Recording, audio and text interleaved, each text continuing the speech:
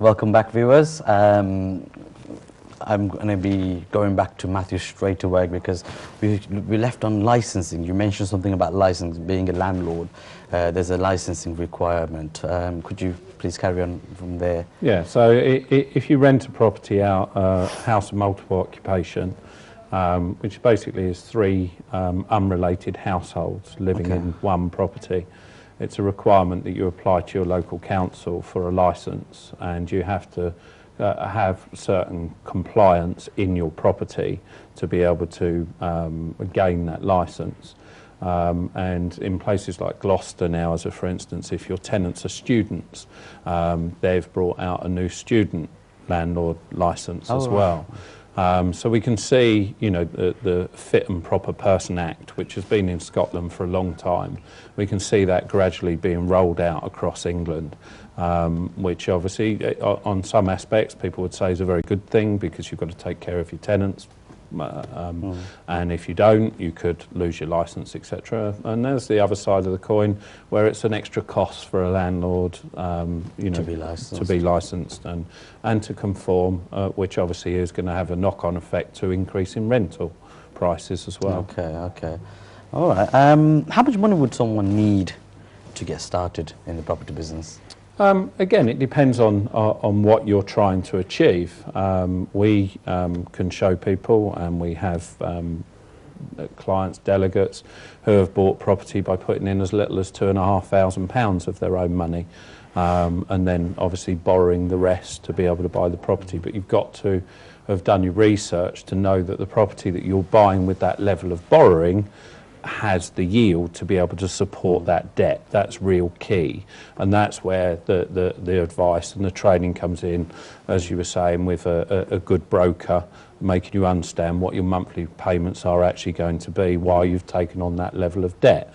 But if you've bought a property below market value, and you keep that property and you keep the mortgage up to date, then you have the ability to refinance and be able to remortgage with a company that charges less interest. Okay. How about legislation? Is that a good thing that's coming in force?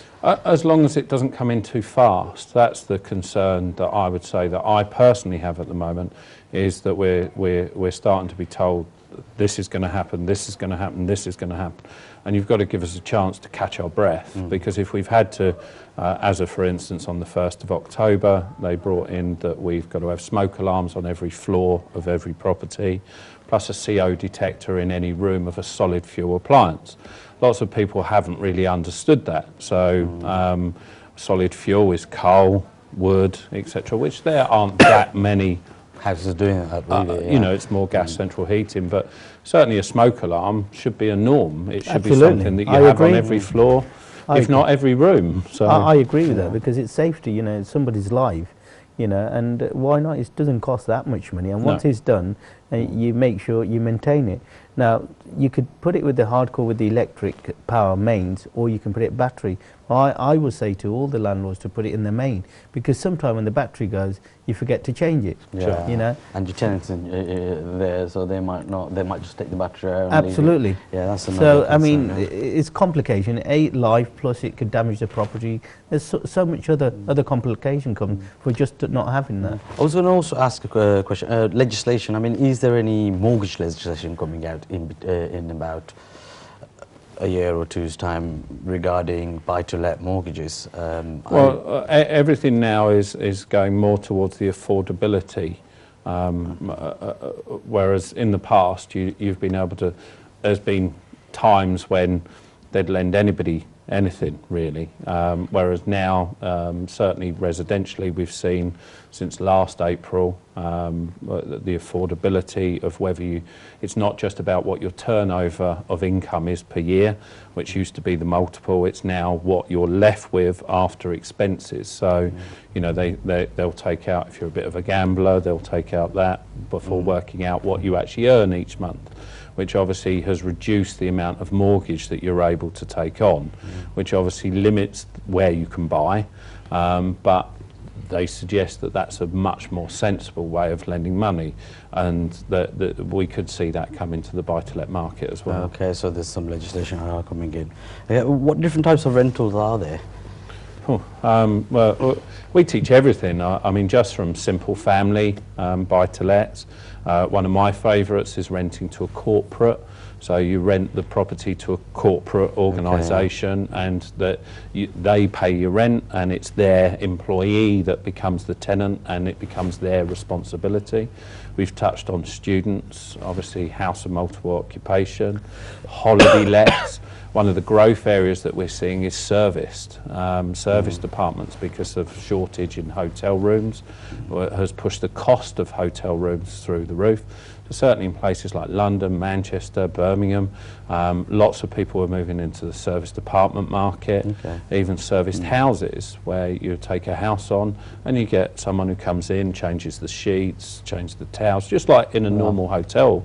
But it's actually an apartment or a house, which is a really big growth area. That's a good area. It's fantastic. Yeah, I mean, there are companies springing up all over the place now doing that. Okay, so what about the should people focus on equity growth, or should they focus on cash flow?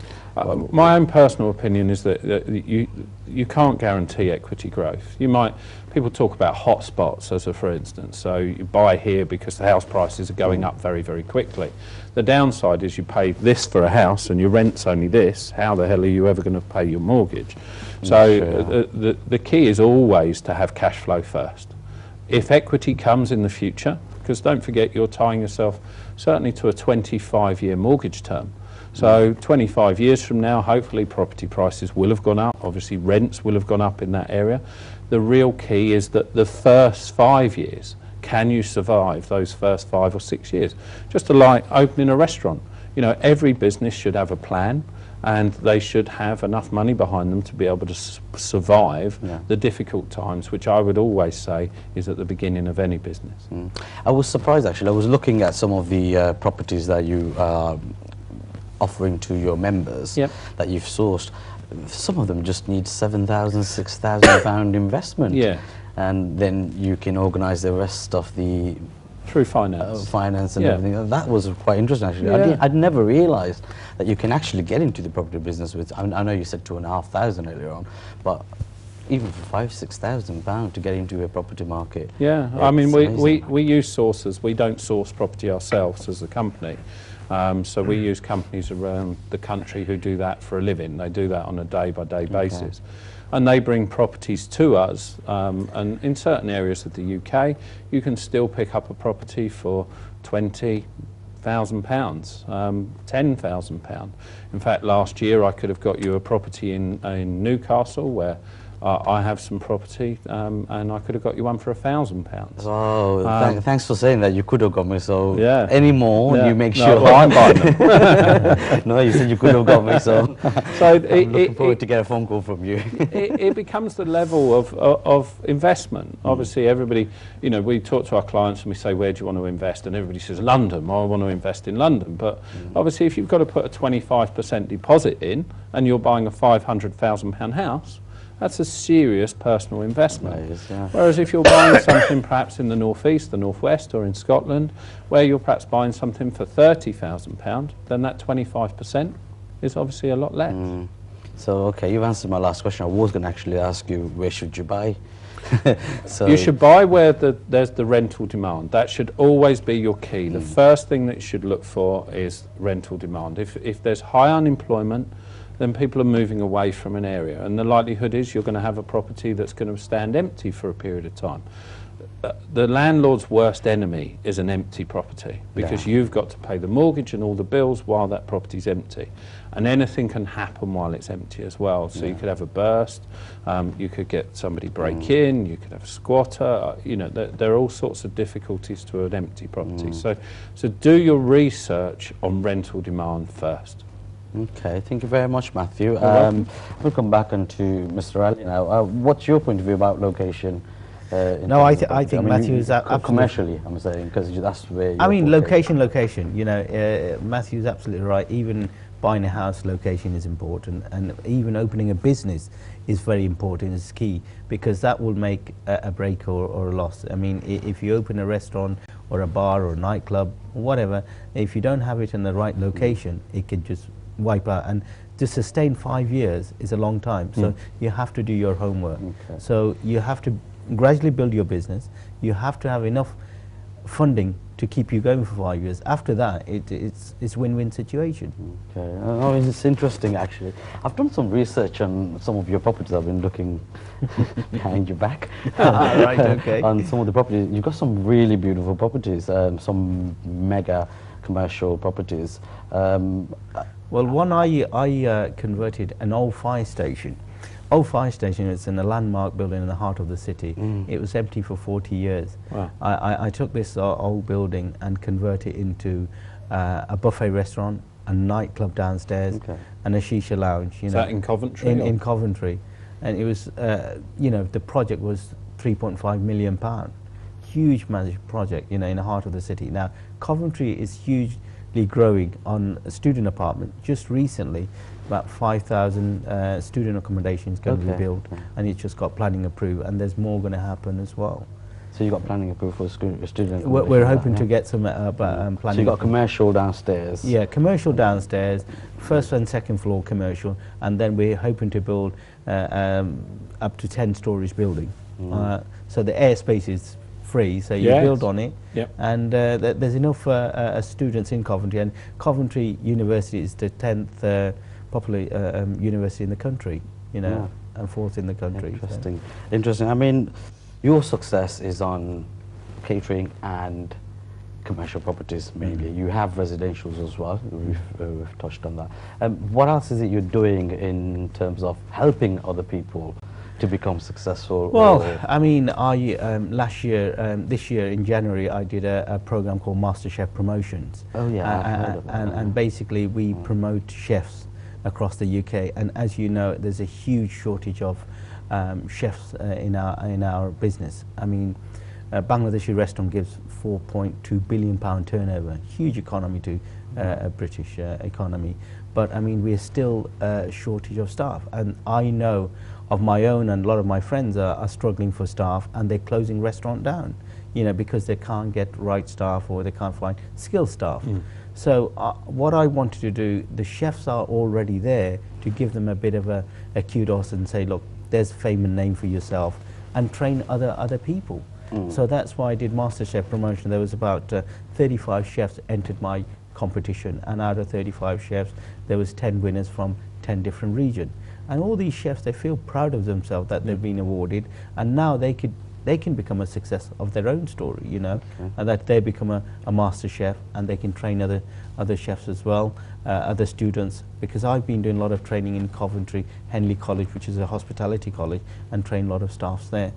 So there is a huge demand on that. I can see something here. I mean, coming to success, obviously you are finding that training is very important, teaching most people. important. So learning about what you're getting into is very important. So you're doing the same, you're doing the same. So obviously there's something there that is telling everybody here, you know, you need to learn what you're going into. So like being property market, being restaurants, being a chef, everything, you need to have adequate training. You need knowledge. Without knowledge, don't. We're going to run out of time, so we've come to the end of the show. I really would like to carry on, to be honest. No problem. Matthew, thank you very much as well. Mr. Ali, thank you very much.